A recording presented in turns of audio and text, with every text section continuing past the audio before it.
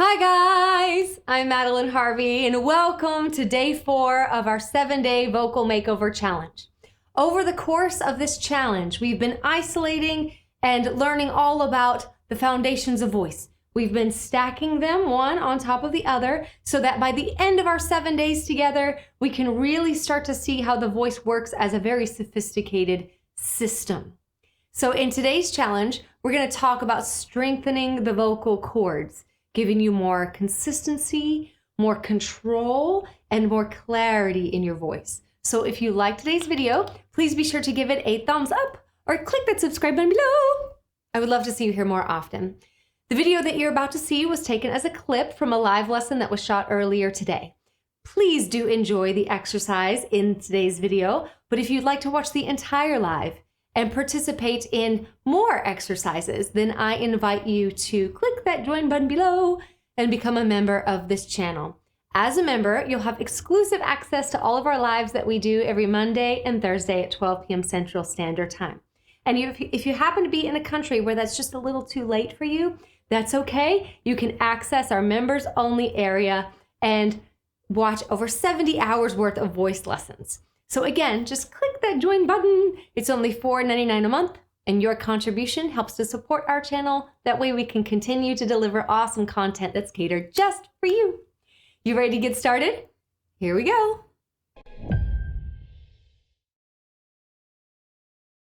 So just a really quick recap. We have, so far, this is day 4, which kind of means this is the precious little middle lesson, isn't it? So far what we've learned that the voice has 3 main substructures. We've got the breathing mechanism, which is known as the sort of power center. That's where all our power comes. The air passes through this, which is like where the vibrations are initiated. We're going to learn a lot about that today. And then once it passes through, it enters into the head, the resonators, and there it becomes amplified. So day 1, we talked about how important it is just to sort of be okay with this process. Relaxing, allowing us to let things happen rather than trying to make something happen. Relieving the tension from the jaw, the tongue, and the back of the throat. Day 2, we got into a simple breathing process. The whole point with that simple breathing process is just to sort of reinforce the signal between our throat and our diaphragm, right? Just sort of reinforcing this really sophisticated communication.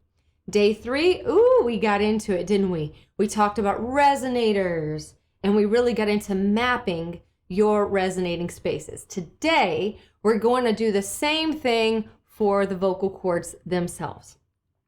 So there's a lot. We're going to get into a lot, and feel free to ask any questions as they come to your mind in the comments. But I want you to think of it as your vocal cords have many different dimensions that govern them. This will make sense by the end of today's lesson. They have dimensions, but we're going to get into a very basic feeling sensation place first. It's always important that we feel something happen, especially when we're dealing with the incredibly delicate muscle fibers of the vocal cords. So what's first is that we want to get what's called vocal cord adduction. That just means the cords can close. Now we want to make sure that we get a really precise closure and we don't get sort of a half close. That will be a falsetto-y sound. You'll hear the breath in that. That's not a good closure, but we don't want to over close and sort of hyper squeeze. We don't want to do that either. So our first objective for today's lesson is to get that Goldilocks, that just right sort of kiss, touch of the vocal cords. And then we're going to get to strengthening them, really strengthening them. So don't be surprised if your pits sweat a little bit today. Don't be surprised. I warned you. It's all right. We're here to work, aren't we? So the first thing that we want to do is make sure that we get that feeling of closure, adduction. And I will give you a sensation as a sound, and then I'll give you a slight modification if you need a little bit of help. So our first sound is H-U-H. You guys know how much I love it. because we don't have anything. We don't have a vowel to help us out, and we don't have a consonant to help us out. We have that H to start. So it's just the breath that starts the sound. If you want, if you see me placing my fingers here on my larynx, is just so that I can really focus in on feeling that sensation. You can do it too if that helps you get it in your mind's eye. So I want us to try H-U-H. And as we offer up a little tiny I want you to feel that little sliver of an H. Close those chords. Yeah, it's not where they're not closing, and it's not we're not squeezing either. Just feel how a little touch can get it done. Let's try it together.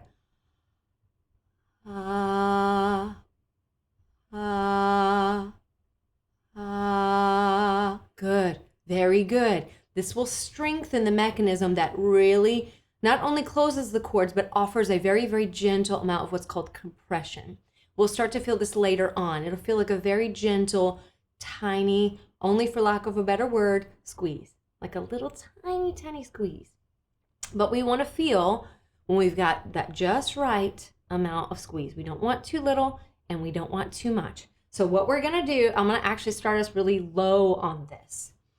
In addition to offering our ha, we're going to do what's called prepare for the note, which means as you're thinking on that ha that you're about to make, your throat is in a neutral to slightly open position. This will feel like a very, very faint yawn. Very, very, very faint. We don't want to we don't want to over pull the throat. So I'm going to offer us maybe this D. Yeah, that's low, isn't it? If it's too low for you, it's okay. Come back in when it feels more normal. But if it's right in that sweet spot, come on in. So we're going to relax.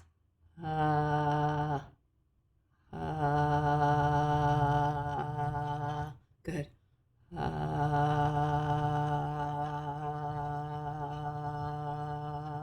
Good, one more time.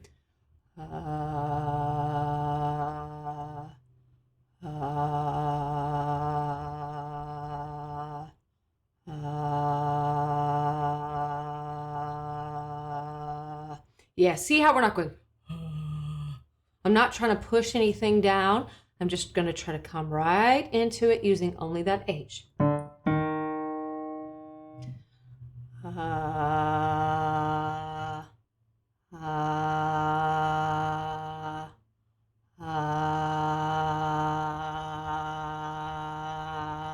Feel that chord adduction, that closure, right on that very specific E flat chord position.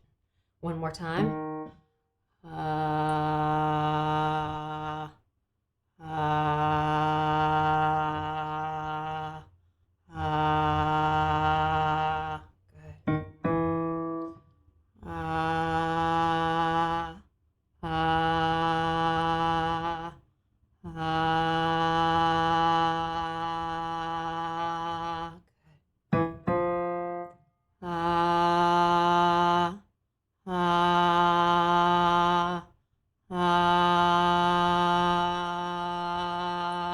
Good. Keep the throat relaxed.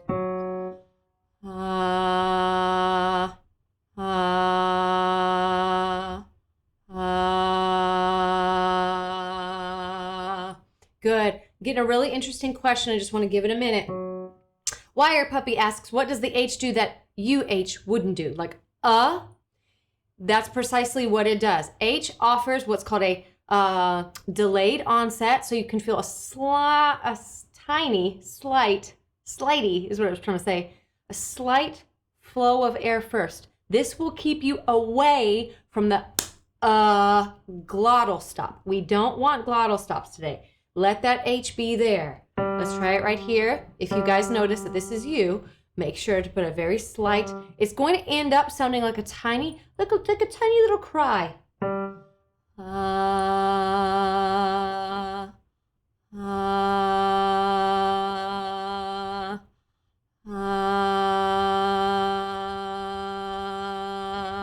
Hear that nice even chord closure rather than too much.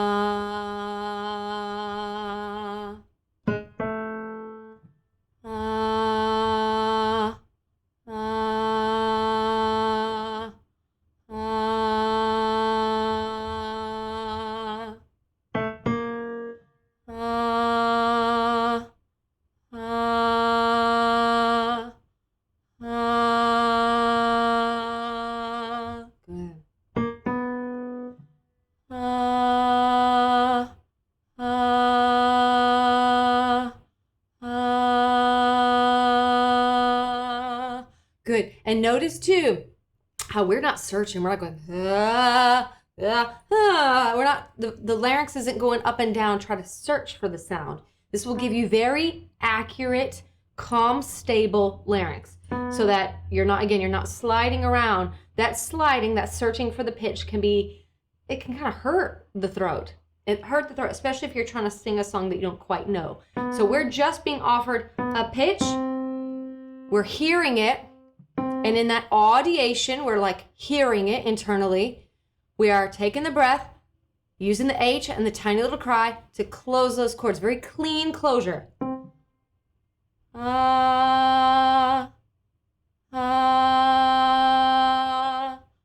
ah, ah, ah.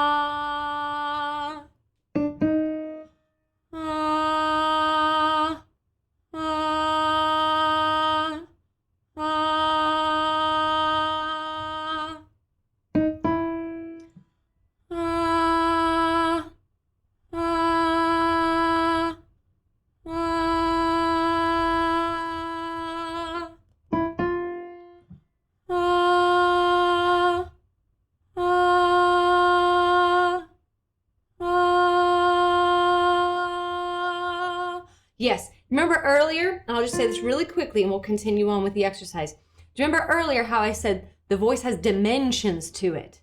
This is where we're getting at least two solid dimensions. One is we want to open that throat so it puts the larynx in a slightly lowered position.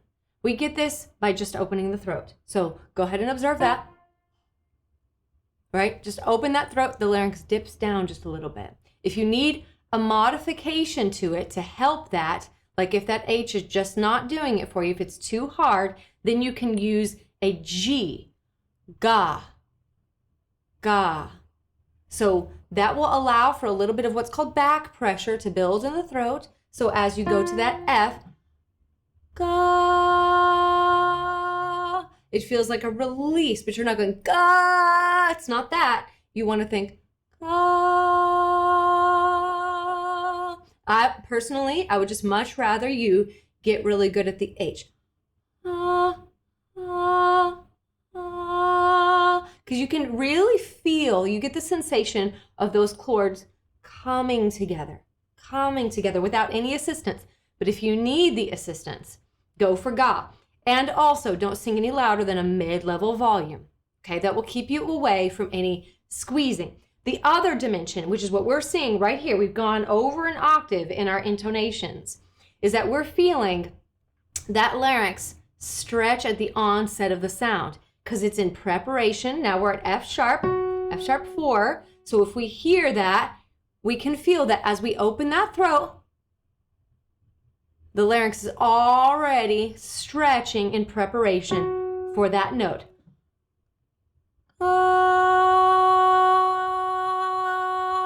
As opposed to ga. There's a little bit of contraction there. So just be gently aware of that. Take a moment. We're at F sharp now. So take a moment to hear that F sharp. Prepare for that note. See as if you can feel the larynx already stretching in preparation for it. As long as you're opening your throat, use the H to onset. Here we go. Ah, ah, ah. Good. Ah, ah, ah.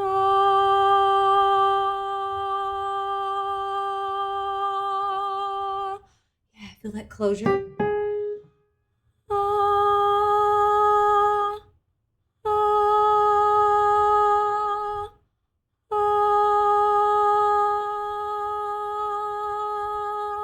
Good. Ah, ah,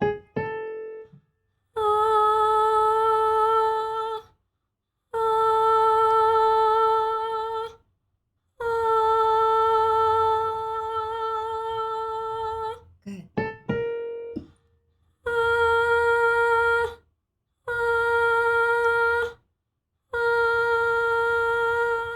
Ah,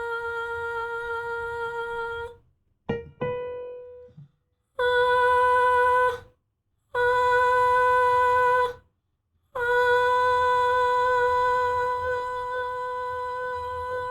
Good. Kind of keeping it quiet.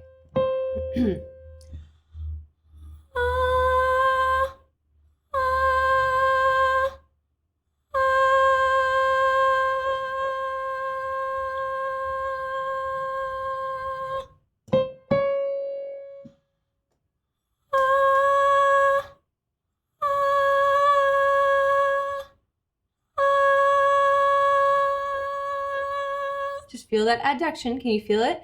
It's starting to feel like a little bit of a cry.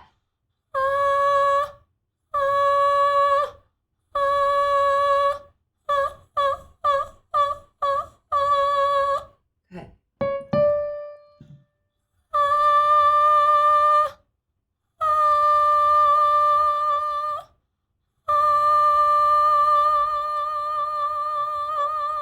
Good.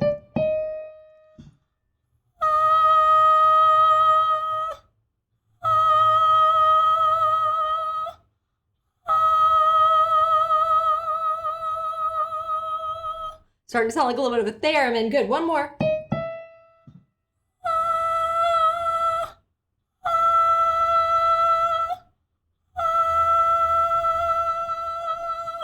Good. Very good. Now, I'm seeing a lot of questions about mixing and using the diaphragm. And I know, like, we will put all of these things together. Don't you worry. Right now, we can't necessarily think of one thing while we're doing the other, right? It's a split focus. What I would like you to feel is when you place your fingers, if you want to use your fingers as a way to just stay focused, I just want you to feel, can you feel that H? Close those chords.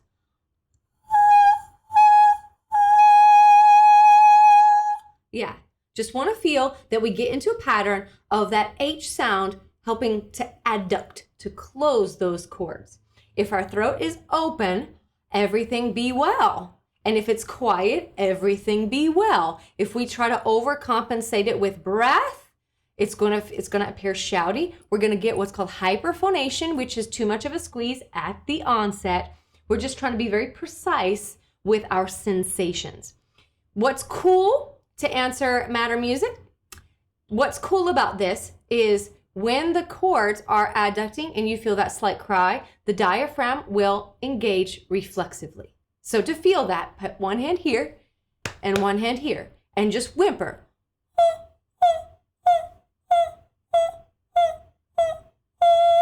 Can you feel both the diaphragm and the vocal cords are sort of synced up with that? So in order to keep this mechanism going, one can't happen really without the other, although we can misalign it and get grippy or breathy on it. So we're trying to get sophistication inside of that mechanism in terms of our feeling. This is what it's going to feel like to have a well-coordinated voice, meaning we've coordinated each semitone one step at a time, and we've felt what is necessary in terms of chord closure and diaphragmatic lift. They happen as a reflex. Remember, you don't have to split that focus and think about it. Just think, ah, ah, ah, and just see if you can get a clearer sound the more you work with this. But I do think, oh, and Kimberly, you asked the question about mixing. Don't worry about that. Don't worry about that at all right now, because the vocal cords have different positions for different registration. We're not trying to group them into subgroups right now. We're feeling that this note feels different from this note, feels different from this note, because that larynx is making that that slow and steady contraction as it goes higher and higher and higher. It's a stretch inside of the throat. All you need to do is feel how to use your breath to come into it. The stronger your vocal cords become, the better your mix, to answer your question directly. So now that we've done this simple but kind of wicked hard little exercise, now we're gonna sweat. I'm sorry, but we're gonna work for it. You guys ready? But man, you're gonna sound so good. So you're gonna sound so good, and you're gonna feel like there's really not anything you can't sing. So hold on to your hats. We're about to do a second exercise.